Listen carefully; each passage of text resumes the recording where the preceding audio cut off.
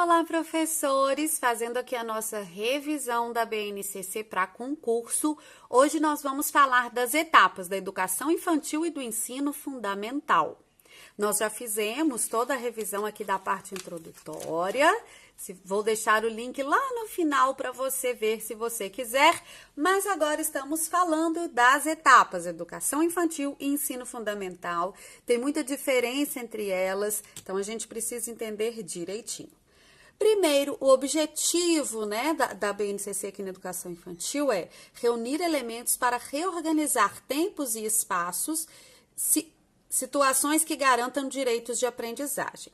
Então, a BNCC não é o conjunto o documento normativo que traz o conjunto das aprendizagens essenciais. Então, ela vai trazer aqui na educação infantil uma reorganização de tempos e espaços para garantir os direitos de aprendizagem. Na educação infantil, nós temos também faixa etária muito específica. Então, nós vamos nomear como bebês as crianças de 0 a 1 ano e 6 meses, de crianças bem pequenas, crianças de 1 ano e 7 meses a 3 anos e 11 meses, e crianças pequenas de 4 a 5 anos e 11 meses. Então, aqui sobre a faixa etária. Então, agora vamos falar dos direitos de aprendizagem e desenvolvimento. É muito importante, pessoal, que aqui, nesses direitos de aprendizagem e desenvolvimento, você perceba a diferença entre eles e os campos de experiência para não se confundir na hora da prova. Então, direitos de aprendizagem e experiência. Conviver com os outros indivíduos usando diferentes linguagens, aumentando o conhecimento. Brincar diariamente em diferentes formas e espaços, ampliando as produções culturais. Participar com adultos e outras crianças na realização de atividades familiares e escolares. Explorar todos os movimentos, desde gestos, sons, formas, cores, palavras, entre outros, ampliando assim seus saberes sobre a cultura. Expressar suas emoções e necessidades em qualquer patamar, conhecer-se construindo sua identidade pessoal, social e cultural.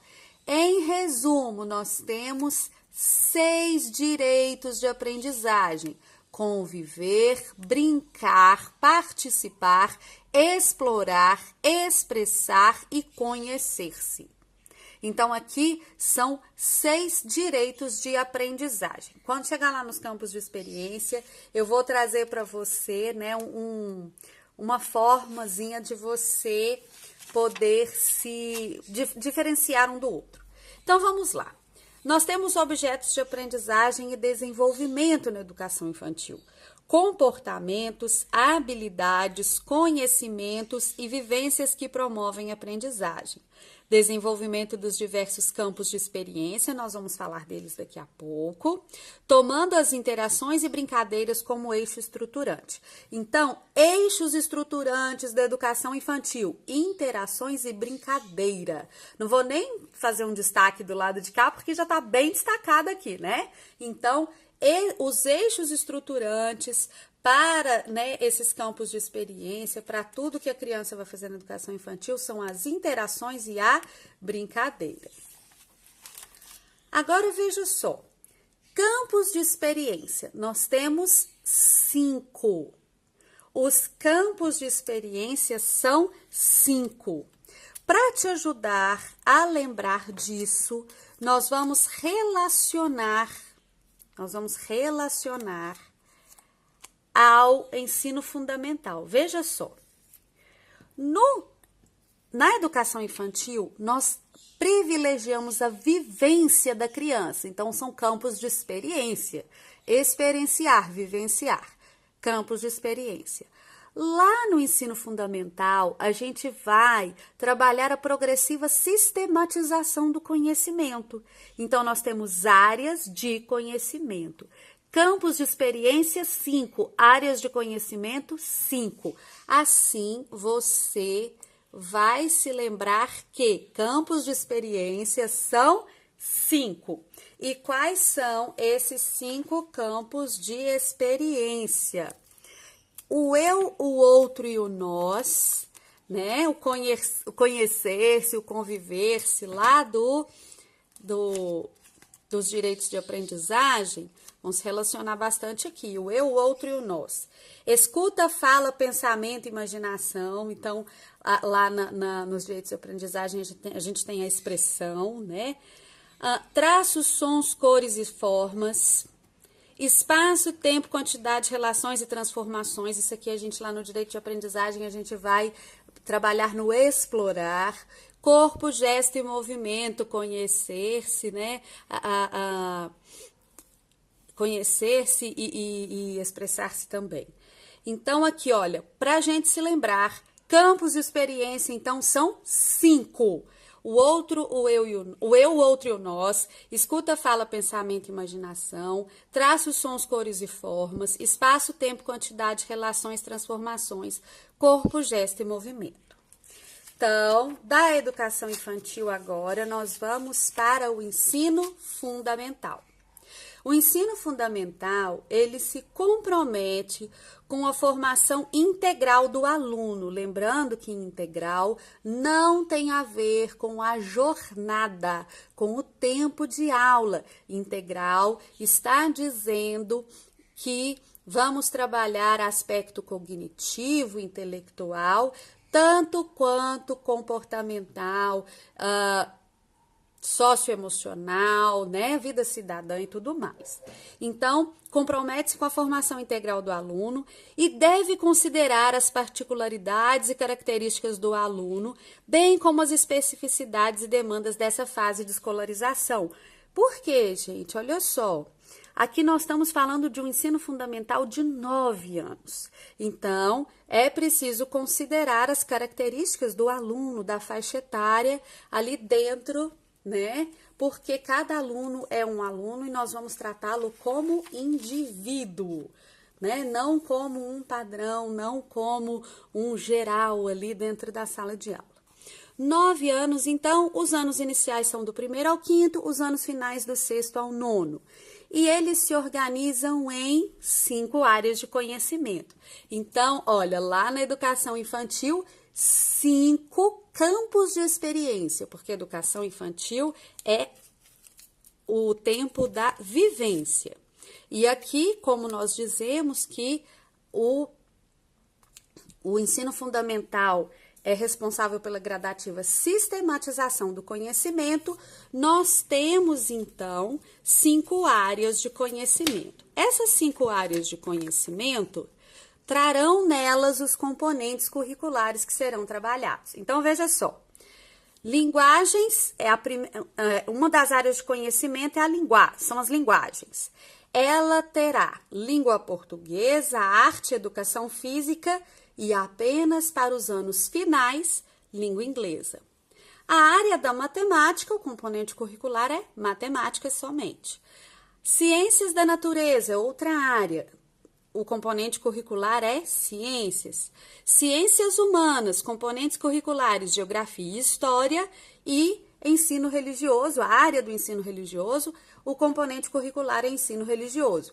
Então, nós temos 5 áreas de conhecimento: linguagens, matemática, ciências da natureza, ciências humanas e ensino religioso. Na estrutura da BNCC, aqui do ensino fundamental, a gente terá o seguinte: nós temos lá na base as competências gerais. As competências gerais valem para todo mundo, né? Aquelas 10 competências. Depois a gente tem aqui, né, o ensino fundamental, áreas de conhecimento, que são essas 5 que nós já falamos. Essas áreas de conhecimento têm suas competências específicas da área. E aí nós vamos para os componentes curriculares. Componentes, eu escrevi com R aqui, não sei porquê. Componentes curriculares. Esses componentes curriculares, eles vão se organizar como num diagrama de árvore, onde os componentes curriculares têm unidades temáticas que se dividem em objetos de conhecimento, que se dividem em habilidades. Com exceção da língua portuguesa, que no lugar das unidades temáticas terá práticas de linguagem, mas a estrutura permanece a mesma, só com essa diferença. Isso vale para anos finais e anos iniciais também. Agora, nós vamos separar um pouco as etapas de anos iniciais e anos finais aqui dentro do ensino fundamental para a gente poder entender melhor, porque são diferentes. Nos anos iniciais, valoriza-se as situações lúdicas de aprendizagem. Articula as experiências da educação infantil à progressiva sistematização do conhecimento.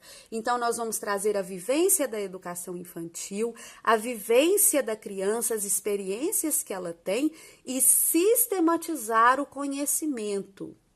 Aprender a classificar, a escrever, a definir, a operar, a fazer ali, né, a raciocinar, a interpretar.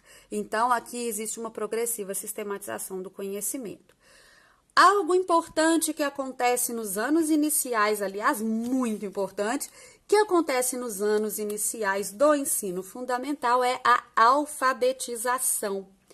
A alfabetização, segundo a BNCC, deve ocorrer nos 2 primeiros anos do ensino fundamental, primeiro e segundo ano. Lá na sua prova, professora, você precisa prestar muita atenção ao documento, se na sua questão cair essa pergunta de em que ano deve acontecer a alfabetização. Por quê? No Plano Nacional de Educação, está dizendo que a alfabetização deve acontecer até o final do 3º ano. No entanto, na BNCC, até o final do 2º. Então, atentar-se para qual documento está sendo citado na questão, tá? Plano Nacional de Educação, 3º ano. BNCC, 2º ano. Na BNCC, do 3º ao 5º ano, ainda estamos falando de anos iniciais. Nós não teremos alfabetização e sim ortografização. O que seria a ortografização? O domínio dos padrões de escrita, das convenções de escrita. Então, a criança aprende no 1º e no 2º ano a codificar e decodificar e do 3º ao 5º, ela vai se apropriando desses padrões, dessas convenções, para que ela escreva corretamente, ortograficamente. Agora, vamos falar um pouco dos anos finais. Os anos finais, né, que são do 6º ao 9º ano, tem crianças já mais maduras, na verdade, nós já estamos trabalhando aqui com adolescentes. Então, preza-se muito o fortalecimento da autonomia dos adolescentes, dar condições e ferramentas para acessar e interagir criticamente com diferentes conhecimentos e fontes de informação. Lá na competência número 5, competência geral da BNCC número 5, nós vamos valorizar a cultura digital. E nós, no mundo de hoje, entendemos que fontes de informação vão muito além da escola. A escola não mais limita a informação que chega ao nosso aluno. Então, cabe à escola dar condições e ferramentas para que esse adolescente acesse criticamente essas fontes de informação e saiba, né, interpretar, entender quais são as intenções, o que está por trás daquele texto, daquela informação que ele acessa.